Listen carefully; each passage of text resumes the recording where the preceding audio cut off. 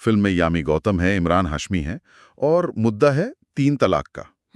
काफी संवेदनशील मुद्दा है ये। और सिर्फ इतना ही नहीं, ये कहानी असल में शाहबानो बेगम की जिंदगी से प्रेरित है। वो जो 1980 का मशहूर केस था। ओ हाँ, शाबानो केस, बिल्कुल। वो तो एक ऐतिहासिक मामला था। सही। तो आज हम इसी रिव्यू के जरिए ये समझने की कोशिश करेंगे कि फिल्म इस मुद्दे को कैसे दिखाती है, कहानी कैसी है, एक्टिंग कैसी है और रिव्यूअर की नज़र में फिल्म की क्या अहमियत है। ठीक है, चलिए देखते हैं रिव्यू क्या कहता है। तो रिव्यू के हिसाब से फिल्म हक सीधे सीधे 3 तलाक के मुद्दे पर है और ये जिग्ना वोरा की किताब बानू भारत की बेटी पर आधारित है, ऐसा रिव्यू में बताया गया है। अच्छा, किताब पर आधारित है। हाँ। और रिव्यूअर इस बात पे काफी जोर देता है कि पहले के टाइम में, मतलब मुस्लिम समुदाय में, सिर्फ 3 बार तलाक बोल देने से शादी खत्म हो जाती थी। हाँ, ये तो सच है। और रिव्यूअर इसे मतलब लॉजिकली एकदम गलत बताते हैं। उनके शब्द थे कुछ literally logical point of view से गलत था। बिल्कुल सही बात है। मतलब महिलाओं के लिए कितनी अनिश्चितता रही होगी उस वक्त। हाँ, और यहीं पर जैसा आपने कहा 1985 का शाहबानो केस बहुत अहम हो जाता है। हाँ बिल्कुल, रिव्यू में भी इसका जिक्र जरूर होगा। हाँ, रिव्यू कहता है कि ये सिर्फ एक पर्सनल केस नहीं रहा, ये नेशनल अटेंशन बन गया था। सही है, पूरे देश का ध्यान इस पर गया था। इसमें सुप्रीम कोर्ट का वो फैसला था ना, गुजारा भत्ते को लेकर। एग्जैक्टली।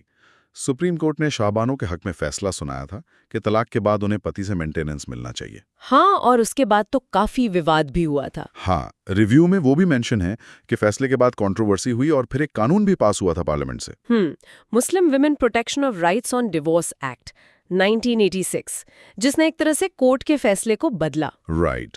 तो रिव्यूअर के हिसाब से फिल्म इसी मतलब जटिल और ऐतिहासिक दौर की सच्चाई दिखाने की कोशिश करती है। ये समझना जरूरी है, जैसा रिव्यू इशारा कर रहा है, कि 1980 का माहौल आज जैसा नहीं था। हाँ, रिव्यू में कहा भी है 1980 के टाइम में शायद सेम सिनारियो नहीं था एंड हेंस ये केस तब बहुत कंट्रोवर्शियल था। बिल्कुल, महिलाओं की स्थिति, सामाजिक दबाव, वो सब बहुत अलग था।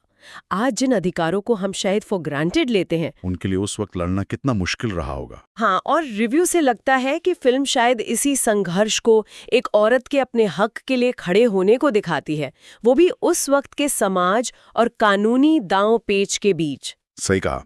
ये सिर्फ तलाक नहीं, पर्सनल लॉ, महिला अधिकार, सेक्युलरिज्म जैसे बड़े मुद्दे जुड़ गए थे इससे। हाँ, और रिव्यू बताता है कि फिल्म इस हिस्टोरिकल कॉन्टेक्स्ट को इग्नोर नहीं करती। चलिए अब आते हैं एक्टिंग पर।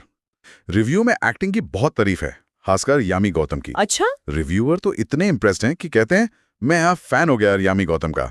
The intensity she presents in this movie is beyond the reality. अरे वाह, ये तो बहुत बड़ा कॉम्प्लीमेंट है। मतलब किरदार में वो पूरी तरह उतर गई हैं। हाँ, वो इंटेंसिटी शब्द इस्तेमाल किया है। ऐसा लगता है कि उन्होंने वो दर्द, वो संघर्ष बहुत शिद्दत से महसूस कराया है। और ये किरदार आसान नहीं रहा होगा।